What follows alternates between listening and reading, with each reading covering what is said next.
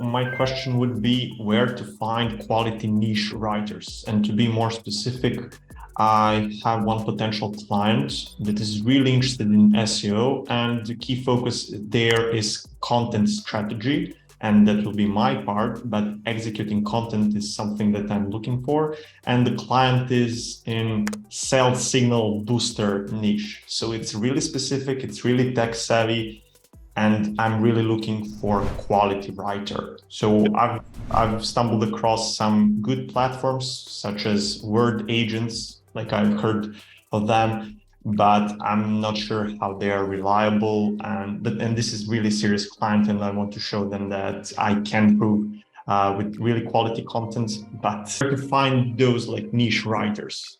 That's my question. It's a great question. So I'll tell you how I do it, because if you're like me, my expectations for written content are super high, and they have to be, right? Like if we're talking about, like, I would not use any writing platforms, and that's no disrespect to word agencies. I know Vincent, he's a super good dude, but like, don't use those platforms, because they're just eating off the margin, right? You're basically paying more for somebody who's going to do less for you. You have to go to the source. You have to find the writer yourself. So this is the same thing for us. I struggle to find a writer for our brands, Blueprint Webrus, and my personal website, because the level of content that I needed there, it's like B2B SaaS, sales, marketing, it's got to be up here, because there's so much noise and there's so much people just crapping out content. It just can't be like, here's top 10 things to do, like optimize your It just doesn't work, right? So what I did, I literally went to Google and typed in like B2B writers and found literally like listicles, roundups. LinkedIn is another great place. Go directly to LinkedIn and just find people who are writing the content that you like, because they're posting it on their status every single day. You're going to pay more for them a lot. I mean, for context, for a 1,500 word article, I pay about $2,000, but it's worth it, So doing this for the client, you just have to charge them appropriately for it. And now that you know this ahead of time, if you haven't negotiated that ahead of time, it can be a little bit difficult. But first of all, now going forward, knowing what it costs, now you just scope that in, right? And you have to get, like, part of your sales process has to get them to understand that it's not enough to just do content, and your level of content quality is through the roof. And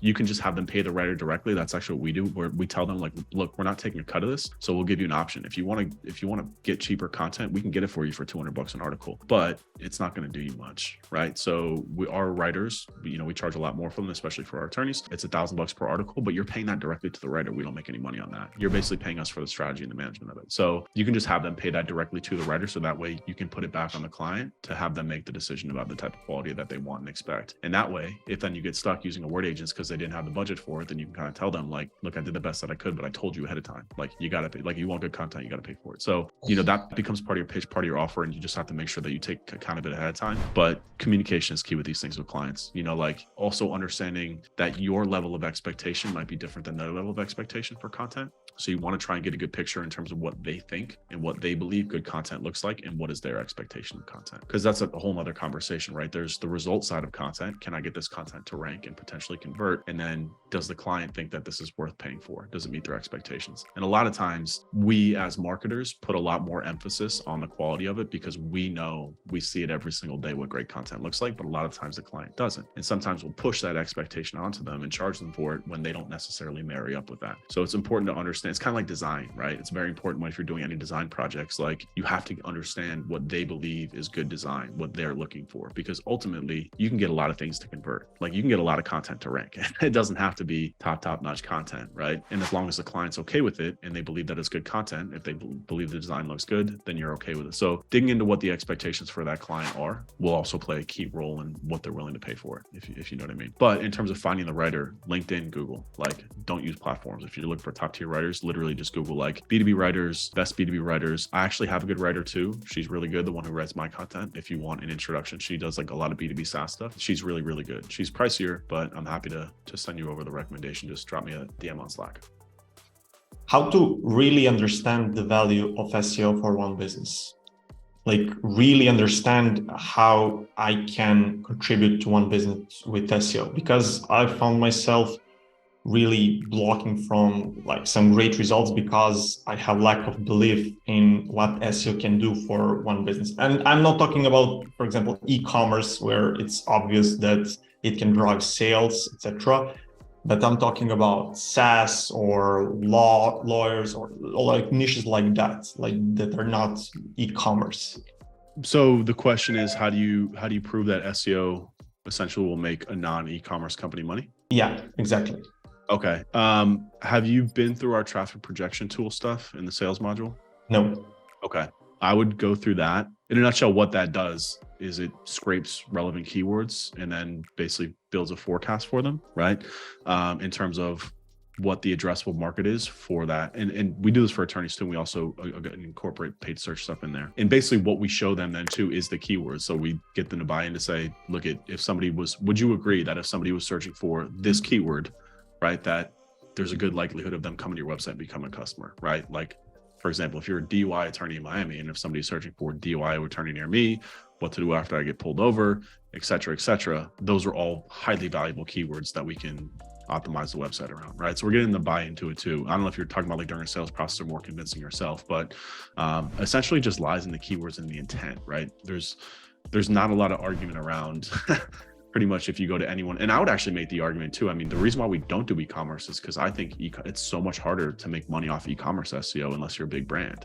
Because like if you are launching an apparel brand, right? If you sell hoodies, you're never going to rank for hoodies. You're never going to rank for white hoodies. You're never going to rank for all the different long tails around it. You're never going to rank.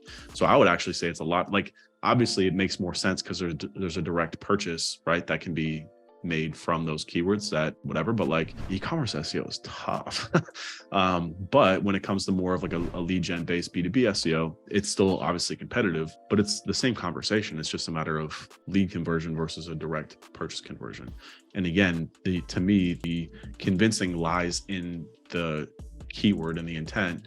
And I think if you go to anyone and you're like, hey, would you agree that if somebody was searching for this keyword and you were ranking here, would you not agree that you would want them to come to your website? There's a good likelihood of them becoming a customer.